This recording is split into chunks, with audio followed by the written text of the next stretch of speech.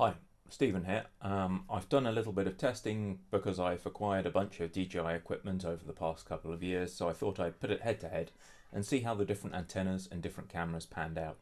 I've got a variety of cameras here. We've got things from the original DJI camera, a big square 20mm one.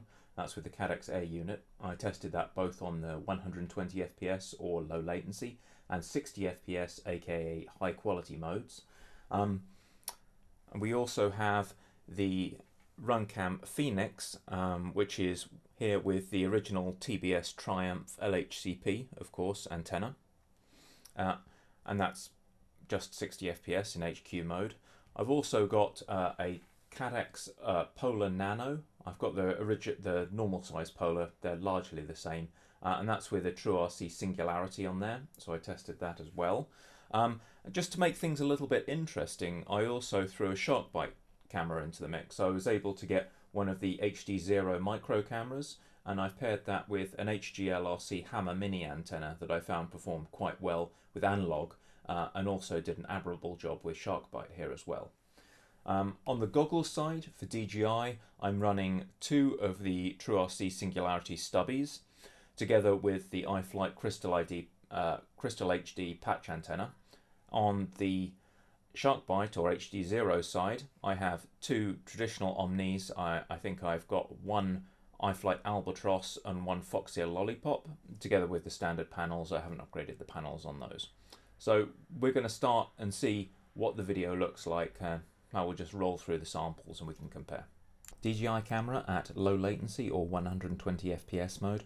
We can see focus mode cutting in almost instantly here through this vegetation, and going around the corner we're going to notice some dropped frames. The standard Vista antenna, not a great experience with this. Now on 60 FPS mode or high quality mode, the DJI camera is performing far better and doesn't break up as badly. It's not dropping frames. It's still not fun, but at least we can see some branch detail here, and it's enough that we feel comfortable passing through some trees without really worrying about hitting things too much. It still could be better, and I think an antenna upgrade is definitely worth getting with the premium DJI camera here.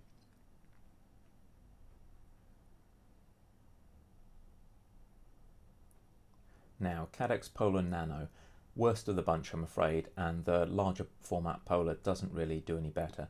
It's a very murky and indistinct picture. It's not just dark, it's that everything is the same shade.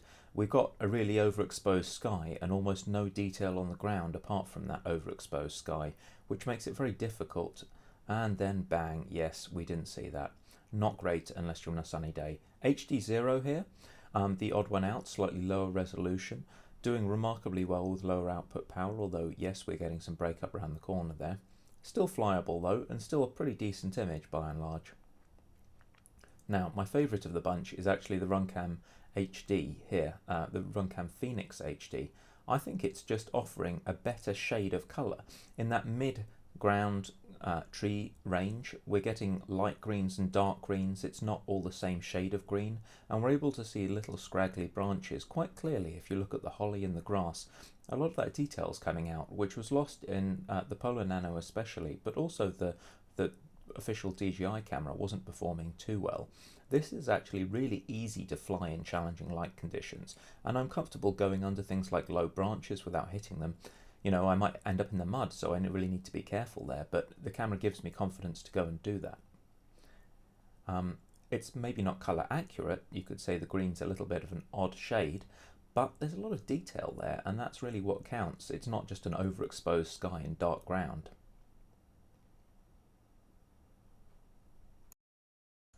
Alright, so a comparison there with a few different antennas and a few different cameras. Even some HDzero thrown in there to see how it compares in real world conditions. Now there's a lot of foliage there, so I feel it was showing the image at its worst, equivalent to maybe flying through a bando or something like that, but with a nice staggered approach because you don't just go through one wall and then lose the image completely. I was pleasantly surprised to see that the TBS Triumph, the original one, not the Triumph Pro, was doing really well here.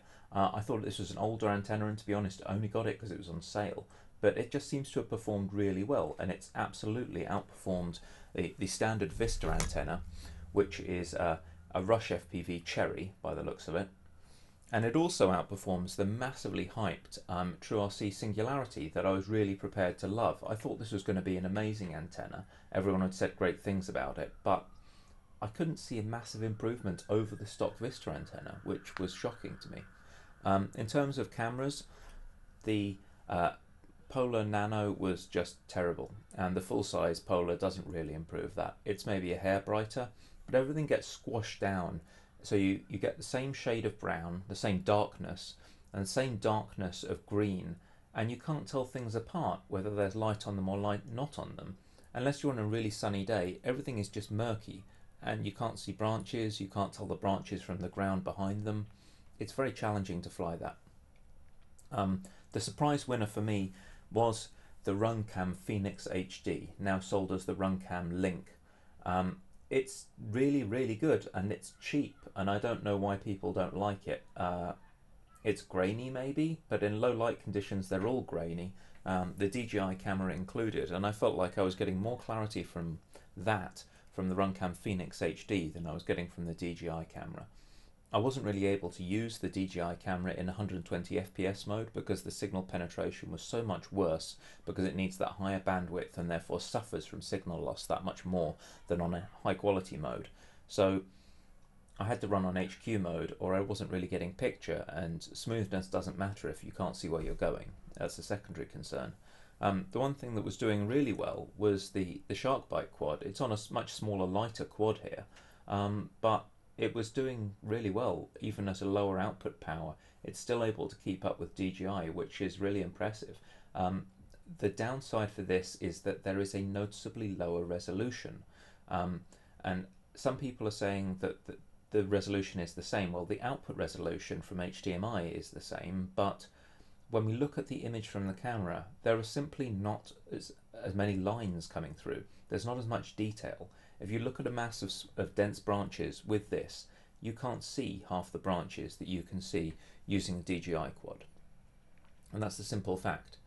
If you can't see them, that's because the pixels aren't coming through. It is a lower resolution solution.